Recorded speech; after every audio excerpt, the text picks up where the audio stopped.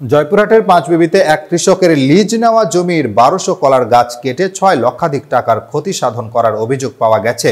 অভিযোগে জানা যায়, উপজেলার বালিঘাটা ইউনিয়নের বীরনগর গ্রামের দরিদ্র অটোভ্যান চালক নুরুল ইসলামের পুত্র জয়নুল হক পৌরসভার অধীনে মাতাইশ মঞ্জিল মহল্লার ১ নম্বর বিবাদী মৃত ইব্রাহিম চৌধুরীর পুত্র রিপু চৌধুরীর নিকট থেকে ৮ বিঘা জমি ৩ বছর পূর্বে লিজ নিয়ে কলা চাষ করে। এই জন্য লিজ বাবদ প্রতি বছর সে ৬০,০০০ টাকা প্রদান করেন। এমন অবস্থায় গত ১০ জুলাই সকালে কোনো কারণ ছাড়াই হঠাৎ বিবাদীগণ কলা বাগানের সমস্ত গাছ কেটে ফেলে ৬ লক্ষ টাকার ক্ষতি সাধন করে।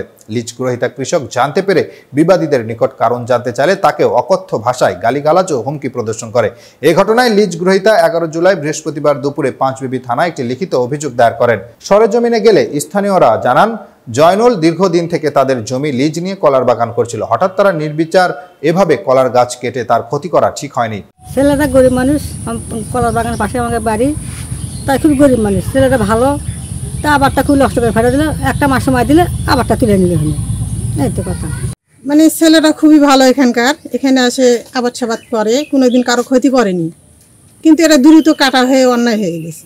যে আমাদের বাড়ির পাশে এই জমিটা আবাদ করেছে জয়নাল ভাই, তা কিছুদিন সময় চাইলে এই কলাগুলা তুলে নিত, তাহলে কাটা পেত না, তো ওদের তো সময় দেয়নি।